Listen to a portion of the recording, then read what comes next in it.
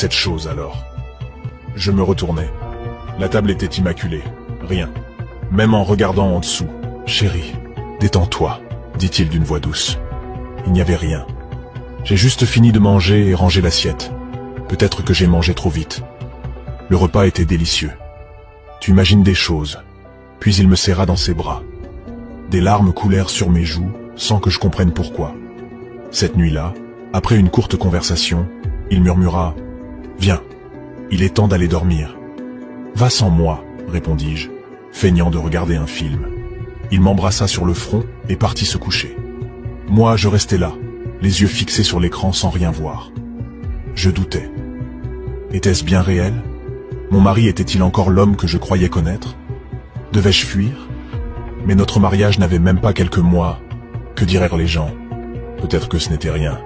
Peut-être que c'était moi qui exagérais. Au matin, avant d'aller travailler, j'allais trouver son ami proche, notre voisin.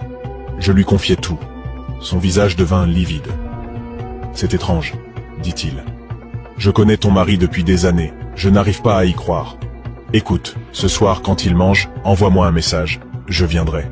Si c'est vrai, je te conseillerais d'en parler à ta famille. Il faudra agir vite. » Je hochai la tête, soulagé.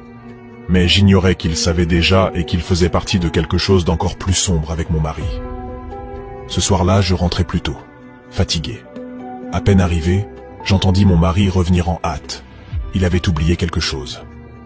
Avant qu'il n'entre, notre voisin l'appela. Ils ignoraient que j'étais déjà à la maison. Je me postai près de la fenêtre et écoutais. « Je t'avais prévenu, » dit le voisin. « Je ne fais pas confiance à ta femme. Je savais qu'un jour elle allait s'en mêler. Imagine un peu ce qu'elle a fait hier soir. »« Comment le sais-tu » demanda mon mari. « Elle m'a tout raconté ce matin. » Mon mari resta figé, surpris. Puis le voisin se pencha et chuchota. « Fais ce qu'il faut, avant qu'il ne soit trop tard. » Mon mari répondit d'une voix grave. « Elle porte mon enfant. » Et le voisin répliqua froidement. « Alors qu'est-ce que tu attends ?» À travers la fenêtre, les larmes me brouillaient la vue. Mon cœur battait à tout rompre. J'étais à la fois confuse et terrifié. Sans m'en rendre compte, un cri m'échappa. « Mon Dieu !» Le silence tomba. Puis, lentement, ils tournèrent la tête vers la fenêtre. Figé près de la fenêtre, je les regardais. Mon mari et le voisin m'avaient revu écouter leur conversation secrète. Leurs regards se posèrent sur moi, comme deux chasseurs décidant de leur proie. La peur m'envahit. Je courus jusqu'à la porte et la claquai, juste au moment où ils se précipitaient.